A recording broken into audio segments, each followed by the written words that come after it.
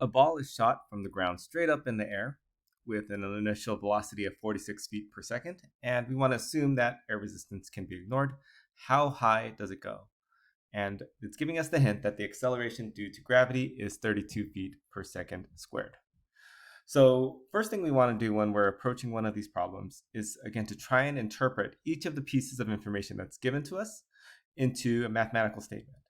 So what we notice here in the hint is that the acceleration due to gravity, meaning how quickly things are going to be accelerating towards the Earth or downwards, is 32 feet per second.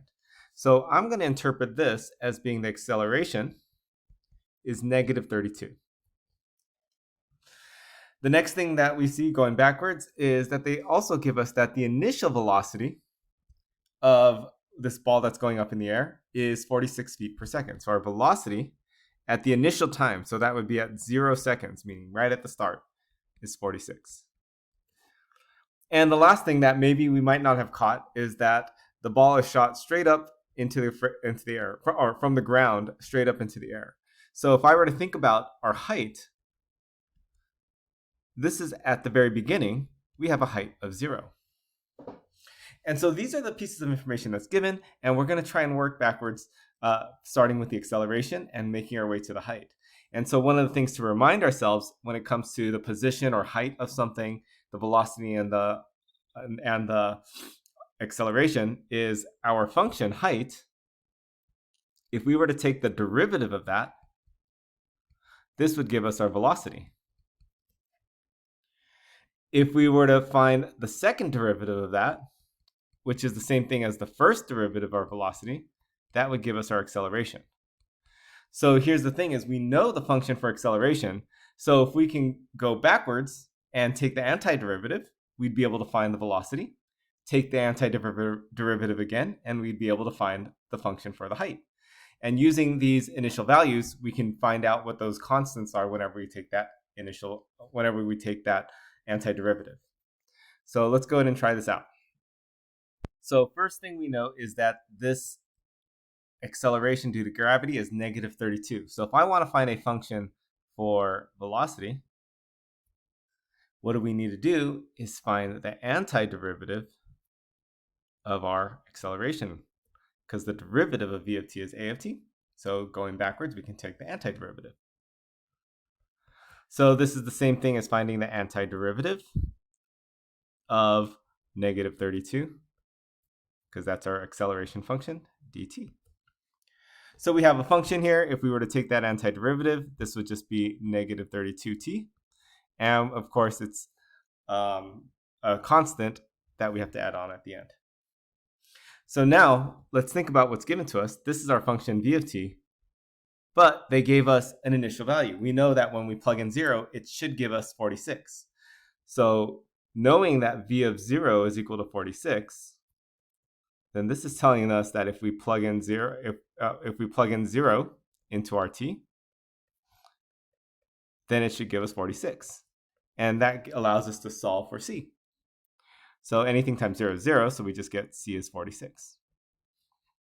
So now that we know our c, we actually know the entire particular solution for our velocity.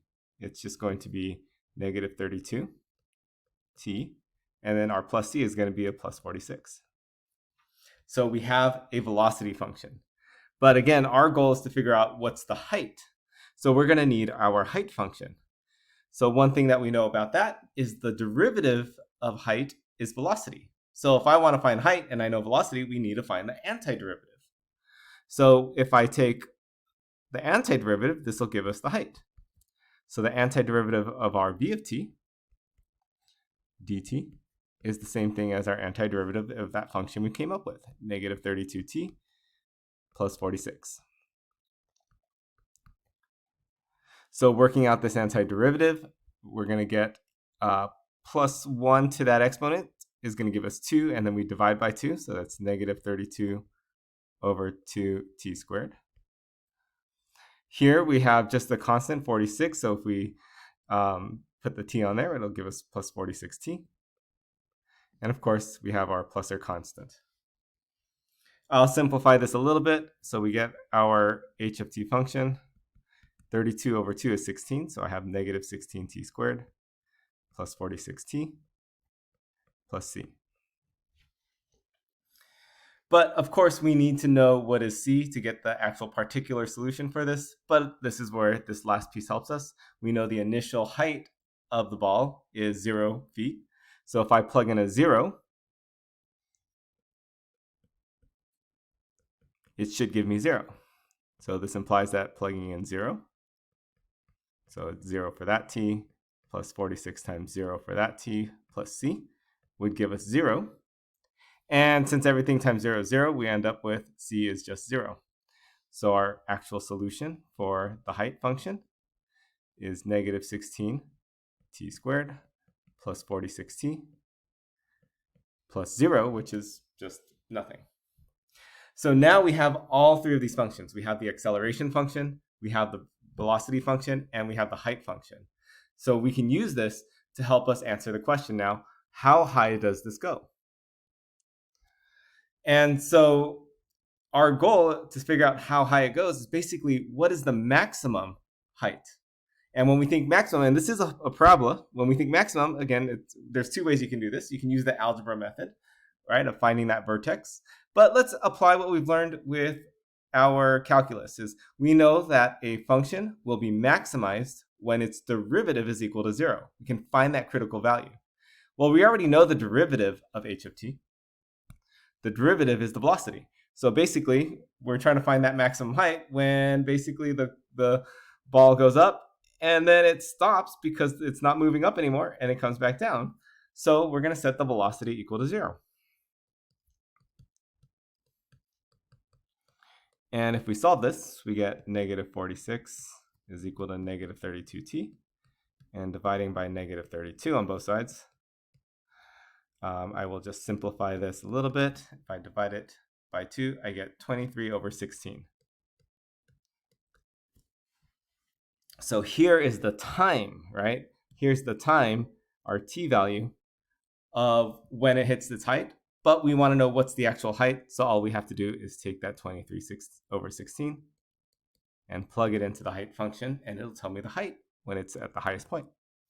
So we have negative 16t squared. Oops.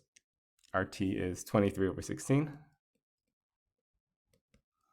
squared plus 46 times 23 over 16. And if we just substitute that into our calculator, it gives us our answer of 33.0625 feet. And there is our maximum height.